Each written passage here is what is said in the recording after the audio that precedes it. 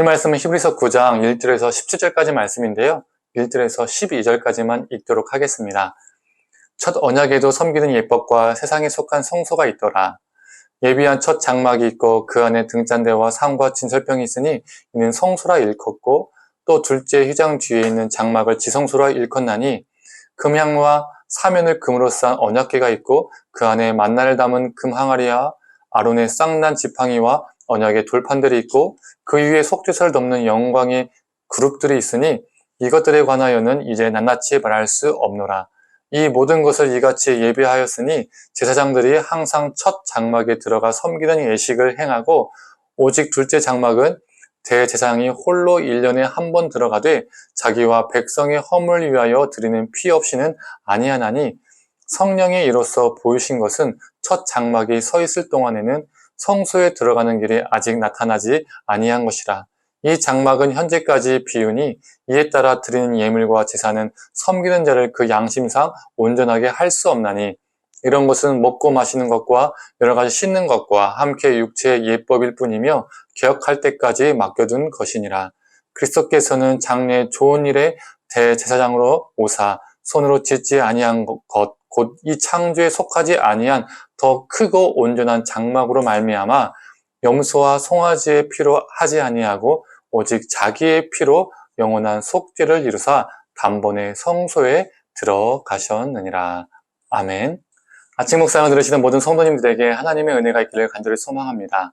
오늘 본문 9장에서는 저자는 모세가 세웠던 장막의 구조를 이야기합니다. 성막의 기본 구조가 어떻게 됩니까? 구조는 세 가지로 나뉘죠.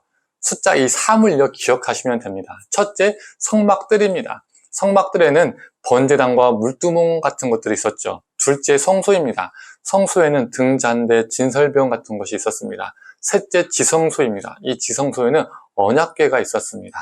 이 언약궤를 덮고 있는 덮개를 속죄소라고 하죠. 이 속죄소 위에는 그룹들이 있었습니다. 속죄소는 하나님의 임재를 상징했었습니다. 하나님이 거기에서 만나 주시겠다라고 약속을 하셨죠.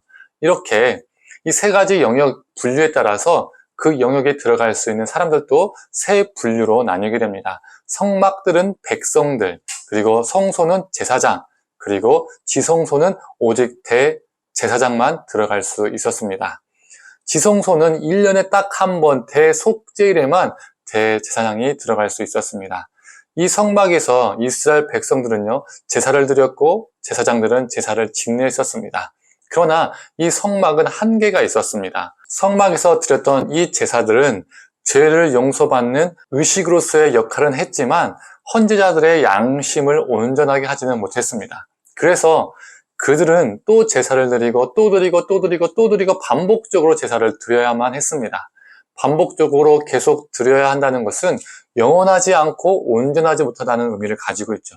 반면 저자는 예수님께서 사역하시는 성소는 사람들의 손으로 짓지 아니하고 창조 세계에도 속하지 아니한 더 크고 웅장한 장막임을 선언합니다. 그리고 예수님께서 짐승들의 피가 아니라 자신의 피로 영원한 속죄를 단번에 이루셨음을 선언하죠.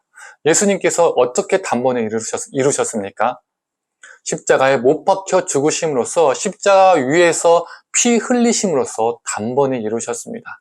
우리의 죄를 사하여 주셨습니다. 짐승의 피도 사람들의 부정을 씻어내는데, 하물며 흠없는 예수님께서 흘리신 피는 사람들을 더욱 깨끗하게 함을 저자는 확신합니다. 우리도 이 은혜를 누리고 살고 있지 않습니까?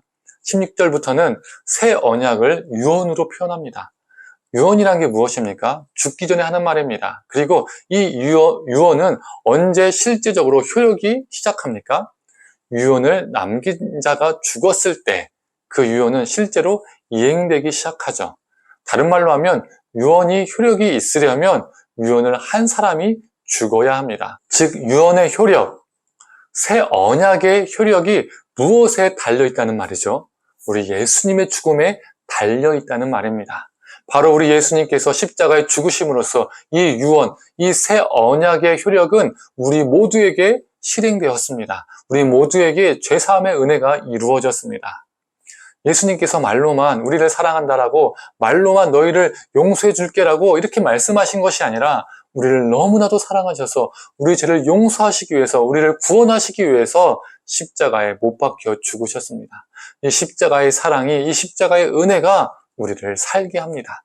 성도님들, 눈에 보이는 성막에는 성소와 지성소를 구분하는 휘장이 있었습니다. 그리고 하나님의 임재를 상징하는 이 지성소에는 아무나 들어갈 수 없었죠. 앞에서도 언급했듯이 대제사장만 들어갈 수 있었고 대제사장도 1년에 한 번 들어갈 수 있었습니다.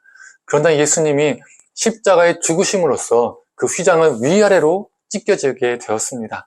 지성소로 들어가는 그 길을 우리 하나님께서 우리에게 열어주신 것입니다. 즉 우리는 예수 그리스도를 통해서 언제든 하나님을 만날 수 있게 되었습니다. 하나님의 임재를 경험할 수 있게 되었습니다.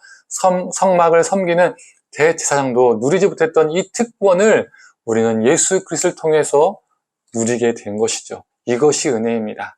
성도님들, 십자가에서 단번에 이루신 예수 그리스도의 죄사함의 은혜를 오늘 하루도 깊이 경험하고 그 은혜를 통해서 하나님의 임재 속에서 살아가는 저와 성도님들 되기를 간절히 소망합니다. 함께 기도하겠습니다.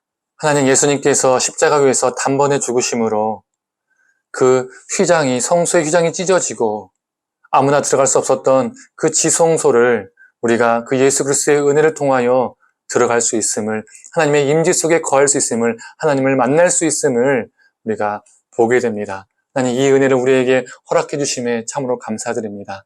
하나님, 새 언약이시고 또 우리의 대제사장이신 예수님을 붙잡고 오늘 하루도 하나님의 임재 가운데 거하며 하나님과 동행하는 하루가 되게 하여 주시옵소서.